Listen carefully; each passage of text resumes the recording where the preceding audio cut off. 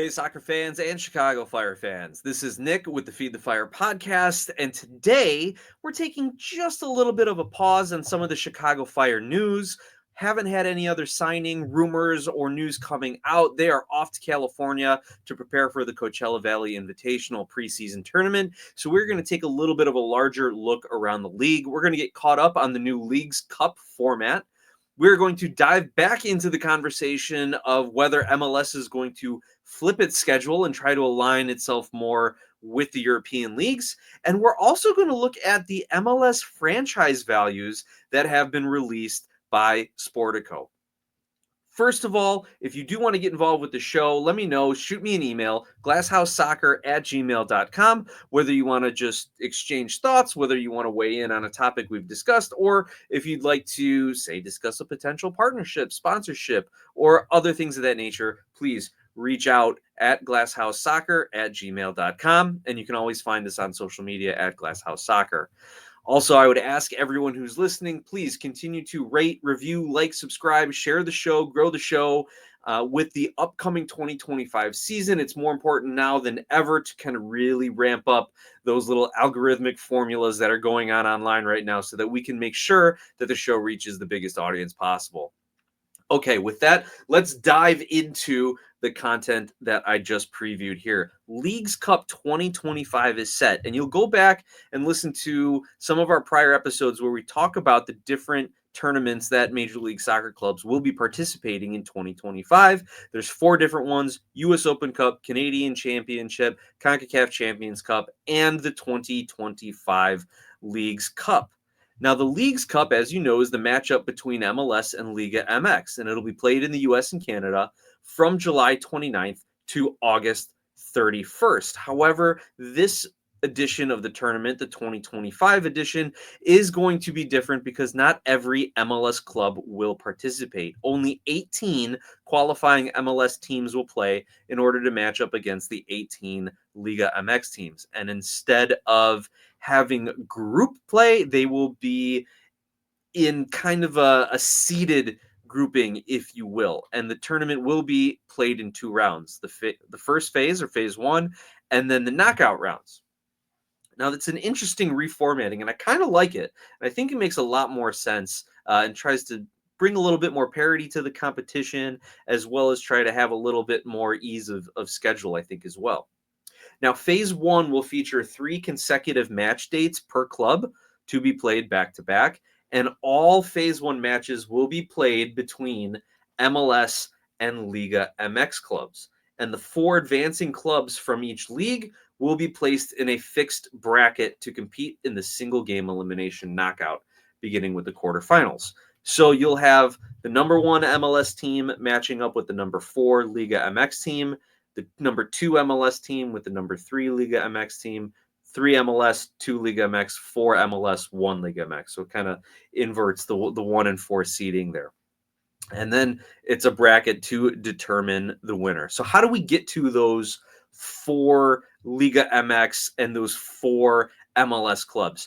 Well, the leagues rank their teams, and MLS clubs are ranked based on the previous season's Supporter Shield standings, and Liga MX clubs are ranked on the prior 34 matches in the Clausura and Apertura. So that means that based on those rankings, Cruz Azul is the number 1 overall seed in Leagues Cup, followed by Miami, then Toluca, Columbus, Tigres, LAFC, the Galaxy, Monterrey, Club America, and Salt Lake. Those are your top 10. And then it goes all the way down to rank all 36 clubs. Then the clubs will be divided into the East and the West evenly, 9 MLS teams in the East, 9 in the West. And from there, you will break down into tiers. And I know I'm going fast, but it really makes sense if you visualize you've got the top ranked MLS teams in the East, top ranked MLS teams in the right. And these tiers are almost like pots in a tournament draw. And you'll have a team that is 1 through 3 ranked. That's tier 1. You'll have a team ranked 4 through 6. That's tier 2. And then you'll have teams ranked 7 through 9. That's tier 3. And so you will have 6 sets, 3 in the East, 3 in the West. Each set will have 6 clubs, one MLS and one Liga MX from each tier, and then you all play each other and advance on out of it. So it does sound really weird, but I tell you, if you can somehow visualize it, and I'll try and illustrate it here with my words by using some of the pictures that Leagues Cup and MLS have put out. So if you look in the East, you've got Inter Miami, Toluca, and Columbus are all Tier 1 teams. Monterrey, Cincinnati, and Pumas also Tier 1 teams. So you're going to get your 3 Tier 1 MLS clubs and your 3 Tier 1 Liga MX clubs, and then so on and so forth. 3 Tier 2 from each league and 3 Tier 3 from each league. And then there's a point system when they play each other to determine who comes out as the top 4 teams from each league. So a draw is going to be a point for each team. Then you will go into a penalty shootout. Winner gets an additional second point, and in regulation, you get 3 points. So there you go. That's how it's going to break down. It does seem a little disconcerting at first. Disconcerting, is that the right word? Disconnected, disjointed at first. But really, if you think about it, they're trying to put together some sort of seeding and ranking, and you're trying to have, and they're eliminating Liga MX playing other Liga MX clubs and MLS playing other MLS clubs in phase 1 in those opening rounds. You will play 3 clubs from the other conference, from the other league, I should say, and based on where you are within your tier, right, then you will move on out to the knockout rounds. I think this is overall going to be much better, even though it does seem confusing at first. It's going to be overall better because you have a little bit more regional control, a little less travel. You'll be playing 3 teams quickly. You're not dragging this tournament out over the entire course of a month. The leagues aren't going on pause for this. At least MLS will not be going on pause for Leagues Cup, which again will help with that league. I think the Chicago Fire's final game is like October 4th this year, instead of being dragged out to the end of October, especially for a club like, say, the Chicago Fire, who know their playoff hopes are long gone way before then. We don't have to drag that out.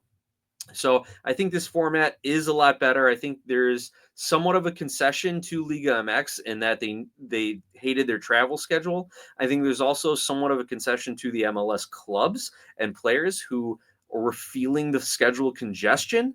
But also there's a little bit of a concession here for U.S. Open Cup, because we saw only 18 MLS clubs are going to be in Leagues Cup, and then you've got 10 first teams playing in U.S. Open Cup, as well as the clubs playing in Champions Cup, and no MLS club will be playing in more than 2 tournaments. So the league did take a step back to allow greater participation overall, but not so much participation on an individual club. So I think this is a bonus. This is a win for the fans and the players. Now, the next big thing, speaking of scheduling, this discussion pops up every so often. It has been going on for years, but it has popped up again in MLS reconsidering changing its schedule to align with more of the traditional European schedule, the fall to spring schedule, the August to March, say, instead of the February to October regular season here. For all of its history, MLS has played the spring to fall schedule, but we saw a recent article come out in the Philadelphia Inquirer in their sports section by known soccer writer Jonathan Tannewald, who latched on to some quotes that Nelson Rodriguez said after the December meetings and put together this article that came out at the end of January. Now, it got the whole soccer community talking about this debate again. But for me, it always comes down to 2 factors: whether or not the MLS is going to actually switch their schedule. Number one, how are they going to compete for fans with the NFL, NBA, NHL, as well as college football, college basketball, all the other college sports? And also, should they be like the rest of the world? Should we get on the other schedule for ease of accommodation for international windows, which is becoming a greater concern with the number of international players coming to MLS of a higher caliber, guys who are playing on their national teams more and more often? also for the Americans who are playing in MLS. And even though you're not a lock to make, or I shouldn't say, even though MLS isn't going to hinder your chances to make the USMNT team per Mauricio Pochettino, I do think that the guys playing overseas will have the edge because of a higher level of competition, depending on what league they're in. So maybe they are trying to get on that for the US players as well. Also, the trade and transfer windows are going to align better. That way you're not having to run into the situation of doing like a half season discount or a half season loan, or let's wait until we want to keep our player in MLS to help us get through the postseason. And that's the other thing. If you're going to go to a spring to fall schedule, what happens to the postseason? So those to me, again, are the two overarching discussions. How are they going to compete for fans and eyeballs, and how, and should we align ourselves with the rest of the world? So what has changed this time around that Jonathan Tannerwald is writing this article again? Why can't we just rehash it, or why isn't this put to bed? So here's what's new, and he talks about three different things. He talks about weather, like the actual rain, sunshine, all that kind of weather, the international trade market, and the World Cup. With the World Cup being in the United States in 2026, that is affecting how Major League Soccer is looking at its schedule. So Tannerwald's article says there are other factors in the fray when it comes to weather, but one is that for all the northern teams that shiver in the winter, there are now just as many southern teams that swelter in the summer, especially in Texas and Florida. Even Washington and Philadelphia are tough to play in before the sun goes down.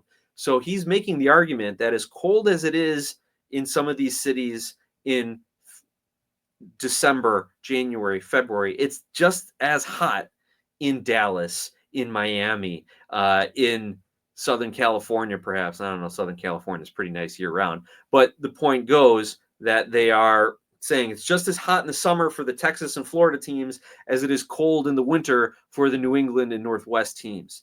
Now, maybe I'm reading into a little bit too much here. One little bit of speculation here is that there's also some other expansion rumors out there that MLS is going to try to go to 32 teams or possibly 40 and then split into two MLS leagues with Pro Rail within MLS. Okay, all total speculation, all total rumor, not even good rumors at that. But if you want to add that to the fact that there's more research going into what's going on with the MLS schedule, can you project out that they are going to have more southern clubs like a Las Vegas, like a Phoenix, like an Oklahoma City that people have speculated on, potentially a Louisville, but I don't know how bad their weather gets one way or other. So that's one other kind of thing I'm reading in a little too much, that if all of a sudden now we're going to start arguing that teams in hot weather states and hot weather climates get it too hot, then can we apply that to the fact that MLS is looking, not the fact, can we assume that MLS is looking at more warm weather cities for expansion clubs? That's just one other little thing out there that I kind of wanted to maybe read between the lines a little bit and just put it out in the ether and see what happens. But yeah, so that's the weather. That's what he says about the weather. Now, Tannerwald says about the international trade market that, quote, another factor is MLS's growing place in the business of the world's game. European teams that want to buy players from MLS during their off seasons must pry them away in the middle of MLS teams' campaigns. MLS teams' off-season shopping lands in the middle of European clubs' calendars with no Christmas discounts, as he says. So that's another thing, that you're not on the same schedule. And I mentioned it before. MLS clubs might want to keep players to make a postseason push, to make a trophy push, but European clubs want their players now, and it has been difficult getting, say, loan deals worked out or half-season discounts, things of that nature worked out. We've started seeing some MLS clubs even doing contracts with their MLS players to be like 2.5 seasons or through the end of a certain year, things of that nature, in order to try and line up some of this stuff a little better for potential sale and transfer.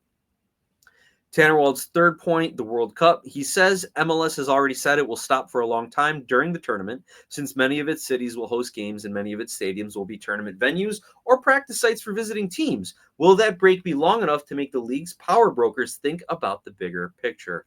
End quote. So if we're going to use the 2026 season as, say, the final data point, they're doing a bunch of research now. They're looking into it. I'll give you some quotes from Nelson Rodriguez about just that. But will that be the final data point? Will the MLS's World Cup 2026 break for 2 months for the World Cup be that last data point to say, wow, we had to adjust our season to start a little earlier, run a little later, play a little and play a lot more in February, play a lot more in November, December. Did that work? How did it work? And again, will that be the final data point for them and convincing them to switch? Now, speaking of the aforementioned Nelson Rodriguez, he is the executive vice president of sporting product and competition for Major League Soccer.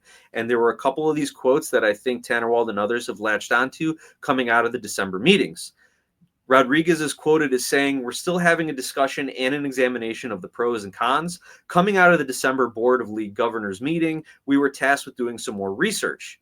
And as for a potential timeline, he said, "I think the exploration and examination will end this year, 2024-25. The work will be done this year and a decision will be taken at some point this year." So hopefully the decision is 2025. Now, the lawyer in me is looking at that where he says, we're still having a discussion and examining the pros and cons. Like, you can say that all the time. Like, that's just like a non-answer. Like, will we or won't we? Well, we're discussing it. It's a non-answer. The other thing he says, the decision will be taken at some point this year. Okay, what decision, though? The decision to change the schedule, yay or nay, or the decision to wait on the World Cup, or the decision to implement something during or before the World Cup, or what decision is he talking about there, right? He's possibly speaking out of both sides of his mouth there, or purposely being vague so he doesn't commit to anything or say something he's not supposed to. So let me give you my thoughts now. Let me give you a little bit of what I'm thinking when I hear about MLS wants to change their schedule. Let me first comment on the idea of a winter break or a split schedule, because that's been thrown out there as part of the discourse, that MLS takes the winter break, which I think is doable, or a split schedule like you see in Liga MX with a Clausura and Apertura, a spring and a fall season. Now, I don't think the split schedule would work because it's just not baked into American sports. It's too big a break from a traditional sports scheduling for the casual fan. I don't think they could take more than 4 to 6 weeks off of watching a season and still be interested in it and still enjoy it. And if you say, well, we're going to have like a spring season and a fall season, and then kind of have the winners of those two play in like a cup final, and they're going to be the winner of that season, I just don't think you're going to have that finality. Right? I don't think American sports fans are going to be able to sit and say, okay, we got the winner of the spring season. Who are they going to play this fall? I don't think it's going to happen. Or vice versa. We got the winner of the fall league. Now we got to wait and see who's going to win the spring league. And then we'll see who the winner of which season is it? Is it the 2024-25 season, the 25 season? I just think it's too much for a casual fan to follow. Next, looking at the weather, I think the weather can be overcome somewhat by some creative scheduling, but also every team is going to need to have their own stadium. So where do teams play also during renovations, things of that nature? So the creative scheduling I mentioned is, can they schedule all the northern, quote unquote, cold city teams to come play in the warm city teams during the winter months or the colder times, and then vice versa? But again, like you saw Tannerwald mention, and living in Chicago, are we considered a cold weather city or a warm weather city? Because Chicago, not the best place to play in the middle of a heat wave in the end of July, right? So how are they going to can they get that creative with the schedule in order to make the weather work? But again, you're going to need every team to have their own stadium. That way you're not running into conflicts with other sports, other clubs, things of that nature. As a Fire fan now, looking at this strictly as a Fire fan, if you look at the weather idea, Chicago is in the middle of the country. Weather is always a concern, whether it's snow, whether it's cold, whether it's thunderstorms, tornadoes, heat. I would just prefer the schedule stay the way it is from a weather perspective. I'd rather take the rain in the summer than the snow and ice in the winter if I have to be driving into the city for a game. And that's my perspective. A lot of people who are in the city, maybe it's not as bad of a commute. Maybe it's not as bad to travel within Chicago public transportation, as limited as it is to Soldier Field. I'm also not going to be throwing my kids into snowsuits and bundling up and hats and gloves and scarves and everything you need to do to keep kids warm, taking them to a winter game or an early spring, late winter game. And I know a lot of people who will say that, well, this is how they do it overseas. They do it. It's a completely different climate. The climate in the major leagues, the European climate in the winter, much more mild, generally speaking, than what we get in the extremes in the United States here. So you're comparing apples to oranges if you want to look at the weather in Europe with the weather at the United States during soccer season. Also, in Chicago, soccer will probably never surpass popularity of the Chicago Bears in the NFL. Maybe they won't surpass the popularity of the Chicago Cubs, the baseball team, though baseball generally, its popularity is waning across the country. So by keeping the schedule the way it is, the club will continue the upward trend, continue to draw more fans, and the league will continue to draw more fans, and they're not competing with wanting to go to a Blackhawks game, a Bulls game, or NFL matches. NFL games. Also, I like being able to go to soccer games during spring break, during summer break, during vacations and trips. I have this kind of tentative deal with my wife where she can pick whatever city she wants to travel to, so long as we can get out to a soccer game there, even if it's not at the MLS level. Like we ended up acting too late and I couldn't get Charleston Battery tickets the last time we were in South Carolina, but the option was there. She conceded that. Now, we didn't actually put this agreement in writing, and she'll be the first one to deny it publicly, but I like to think that it's in the back of her head, so we can plan these trips, and we can still go out and see an MLS game or a soccer game around it, with spring and summer being in season. That's the other thing. I wonder how it would affect if MLS changes its schedule, how that would affect the various levels of USL, NASL, as well as the college game. College game probably won't be affected because they're playing in school session, but things to consider there. All right. Also, the one other thing, getting back to my point, away fans also aren't going to want to be traveling as much for matches in inclement weather. And I mean, imagine buying tickets to a game only to find like your flight getting canceled. Much less likely to happen in the warmer summer months. Also, if you are playing a lot of games around Thanksgiving, Christmas, New Year's, families might not want to take that time to go to the games. They might want to prefer to have that time with family for the holidays. So one other little thing to think about there. Now, as an MLS fan, there's really no perfect solution. And if we agree with Mr. Tanner Ward's article, and I do, this has to be a unanimous decision because there's going to be no going back. They're going to want every owner and every club and every fan base on board with this, at the very least the owners, on board with it. Because once you make this move, you can't go back. It would be just too confusing and too troublesome, too devastating for the players to have that adjustment period and then try to adjust back. So it's going to have to be a unanimous decision. As MLS goes, though, I don't think they will ever be able to get the unanimous decision. So I hope that is taken into consideration. But MLS has got a lot going on right now with expansion, though they say they're done for the time being.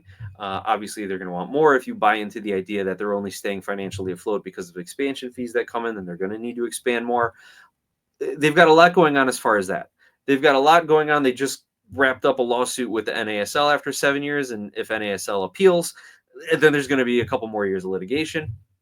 They've got the Apple deal that is only a couple years in, and they need to make sure that they're building out the broadcasting. They got rid of Extra Time, the league's podcast. They are starting Sunday Night Soccer, a Sunday night kind of game broadcast, and as well as league recap. I think they need to work on making a better product before they make a different or quote unquote better schedule. Now, if part of that better product is signing better players and lining up with the international transfer windows would do that, then maybe you consider it a little more heavily. But it doesn't seem like the clubs have had a lot of trouble signing talented players from overseas thus far. and maybe we're going to need to see the evolution of the roster rules a little bit more to the point where it is much more open and allowing clubs to spend before they flip the schedule to align with those with the international transfer windows. So if it's coming, I don't think it's coming for a long time, and I would rather see the MLS just lean into what they've got with their current schedule. Now, since we are talking money, let's look at the MLS team valuations. And this is coming from an article on Sportico. They have broken down valuations of the clubs. If you really are curious as to how they do it, dive into that article on Sportico and look at how they do it. But here are the top 5 clubs, and they should come as no surprise to anyone who's a little familiar with the league here. The most highly valued club, and they break it down in 2 ways. They do a total value, and then they also do a revenue. But by valuation, by their 2025 valuation, LAFC is the most valuable MLS franchise, being valued at $1.28 billion. That is up 11% from last year. The number 2 club, Inter Miami, at $1.19 billion, up 17% from last year. Number 3, the LA Galaxy at $1.1 billion. They're also up 11% from last year. The 4th most valuable franchise, Atlanta United, at $1.08 billion, just up 3%. And New York City FC rounds out the top 5 with a $1 billion valuation, up 19% from last year. Some big jumps up in valuation there. Rounding out the top 10, Austin, Seattle, Columbus, Cincinnati, and Toronto. What's interesting, Toronto in the 10 spot, as well as DC United in the 12 spot, have had zero change, also including the Vancouver Whitecaps. Zero change in their valuation from last year. So that I think could be due to a number of factors. Vancouver, as we know, is up for sale. DC, I think it has to do a lot with the stadium. They're in an old stadium. Did they open a new one? Audi Field? Is that? I'm trying to remember my DC history. I could be wrong. I could be looking at my notes ahead for the Chicago Fire, who are sitting down in 22nd at $575 million valuation, up 6% from last year. The Chicago Fire need a new stadium if they are going to improve their valuation. I think that is going to be a huge boon for them. And if they end up with a new stadium within the next few years, that they could jump into easily the top 20, if not the top 15. I don't know if they'll ever be as valuable as the LAs and Miamis and New Yorks just because of the markets there. But who's to say they can't be? I think that will go part and parcel with the vision of Berhalter and Mansueto and Baldwin and everyone else who's working tirelessly over at the Fire to increase everything, whether it's business and whether it's performance. So the Fire are sitting in 22. Who are the clubs that the Fire are about valued equally with here? So just ahead of them, Houston Dynamo at $580 million. So they got a $5 million valuation higher than the Fire. Then 2 ahead of the Fire, San Jose Earthquakes at $600 million. Going down just below the Fire, FC Dallas and Orlando City at $540 and $535 million. So if you want to look at how valuable your club is based on your performance, not the company you want to be with here. And we've seen who are the top performing clubs over the last few years. The LA clubs, Miami, Atlanta, New York, giving them a shout. They finished top 4 in the East this past season. Though Austin and Seattle, those are kind of the outliers. So as we know with MLS, money isn't everything, but the trend is if you're valued higher, if you're spending more and spending a little better, that you are going to be finishing better. Now, who's the least valuable team in Major League Soccer? According to Sportico, it's CF Montreal, valued at $450 million, and that's a plus 2% increase over last year. The bottom 5, starting at 25, the Revolution of New England, Real Salt Lake, Colorado Rapids, Vancouver Whitecaps, and CF Montreal. And clubs that typically don't spend a lot on players. San Diego is not part of this valuation. I'm sure we will see them next year. Now, what's interesting to note here as well, that was by total value. So by total value, we saw LAFC, Miami, the Galaxy, and Atlanta. But if you just look at revenue, you see some things move around. Miami is now the top team, followed by LAFC, Atlanta, and the Galaxy. And Chicago still is, it actually moves down a little bit. They are tied for 25th in revenue, but you don't see too many big jumps between total value and revenue, except for, I would say, Charlotte. Charlotte is valued at, let's see, their total, where are they at? What list am I looking at here?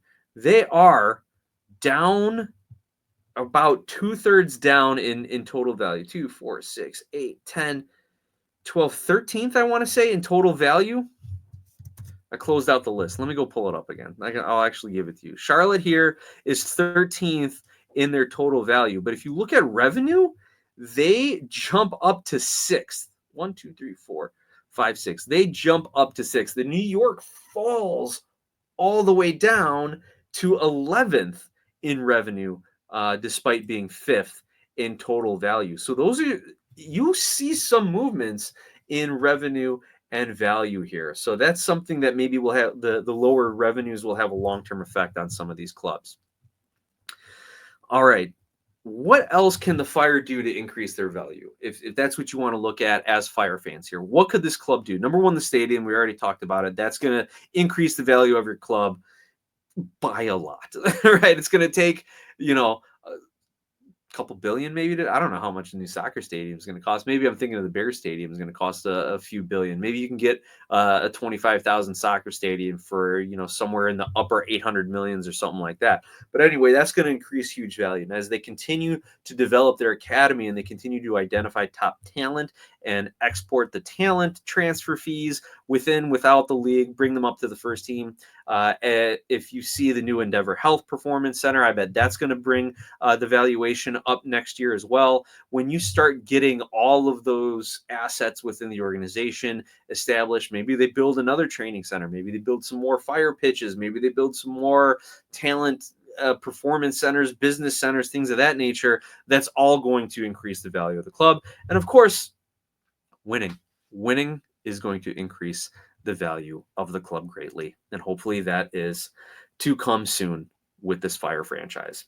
So with that, everyone, I want to thank you for tuning in and listening. Just kind of a bit of a random show here tonight, but still, I appreciate you sticking around, tuning in. And as always, let's go Fire.